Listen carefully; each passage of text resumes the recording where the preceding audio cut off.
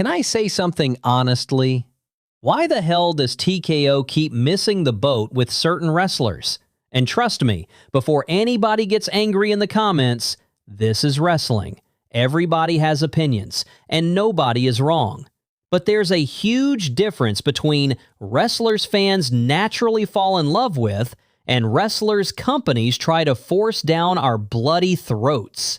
Now, sometimes forced pushes work.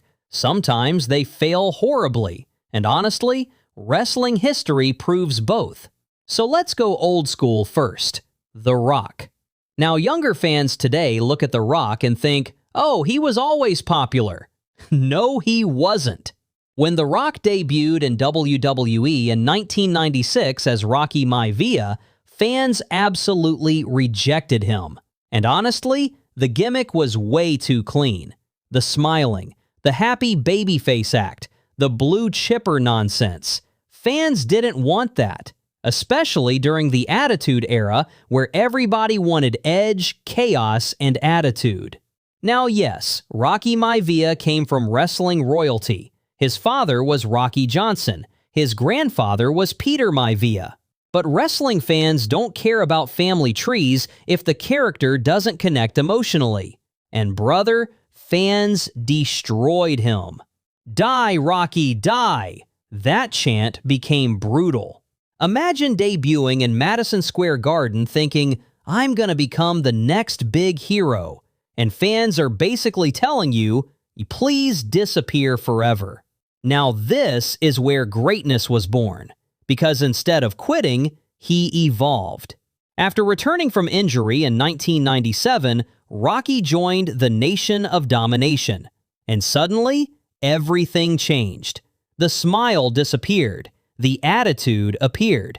He started speaking in third person. The Rock says, and brother, The Rock was born. Now, while Stone Cold Steve Austin became the anti-hero face of WWE, The Rock became something equally important: charisma.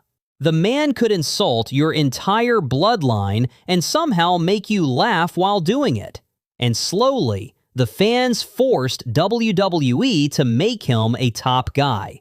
That's important. The fans chose The Rock.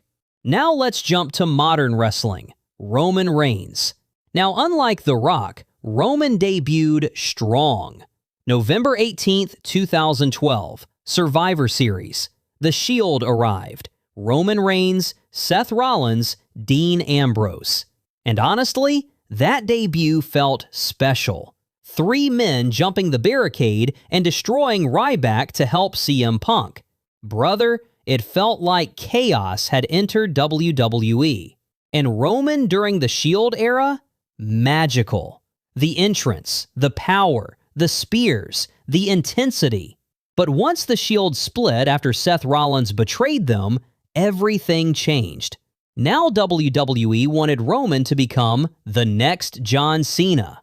And honestly, fans rejected it hard. The issue wasn't Roman himself. The issue was fans could feel WWE forcing it. Every week felt like love Roman or else. And fans hate feeling manipulated. So the cheers slowly became boos. And honestly, even I got tired. But then COVID happened. No crowds, no noise, no fake reactions. And suddenly, Roman Reigns transformed into the tribal chief. And brother, that version of Roman was incredible. Confident, cold, dangerous, manipulative. That wasn't forced. That felt natural. Now this brings me to LA Knight. Yeah.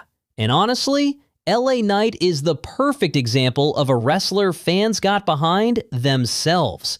This man was popular before WWE fully believed in him. Back in TNA, he was known as Eli Drake. And honestly, that man could talk.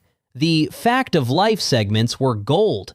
The arrogance, the delivery, the catchphrases, the confidence. The man knew how to annoy people while making fans laugh at the same time. And that's exactly what made stars like The Rock, Austin, Roddy Piper special. Their promos felt real. Now, let's be honest. TKO needs to wake up and let LA Knight be fully free on the microphone because the man has natural charisma. You can see Rock influence, Austin energy, old school confidence, but without feeling like a copy. That's rare. Now, let me explain something important. Back during Vince McMahon's greatest years, guys like Austin, Bret Hart, Kane, Foley weren't successful because WWE screamed, "You must love them!" Fans connected naturally. That's how legends are made. And honestly, LA Knight earned his popularity naturally. The crowd chose him, not the company. Now imagine this, WrestleMania, LA Knight versus Roman Reigns. Massive atmosphere, big fight feel. Roman dominates most of the match. The bloodline interfere constantly. Knight keeps fighting back. Roman finally hits the spear. 1, 2, Knight kicks out. The crowd erupts. Roman starts mocking the fans, mocking Knight, and suddenly, LA Knight slowly stands back up. The building explodes. Not cheering, explodes. You hear thousands screaming, "Yeah!" Knight's eyes filling with emotion because every moment of rejection, every doubter, every person saying, "He's too old, he's just an Attitude Era copy, he'll never become the guy," all disappears in that moment. Knight fights back. BFT. 1, 2, 3. LA Knight becomes champion. Confetti everywhere. Fans losing their minds. Even Roman showing respect afterwards. And honestly, that is how you create a legendary wrestling moment. Not by forcing popularity, but by rewarding genuine fan connection. And let's not ignore reality. LA Knight is already one of WWE's top merch sellers. Imagine if WWE fully committed. Brother, his merch could reach Stone Cold levels. And honestly, LA Knight deserves at least one proper world title run. Not because the company tells us, but because the people chose him. So my message to TKO is simple. Please stop forcing fans to love certain wrestlers. Allow wrestlers to become organically popular again, because wrestling becomes magical when fans emotionally choose their heroes. And honestly, LA Knight earned every single cheer himself. Yeah.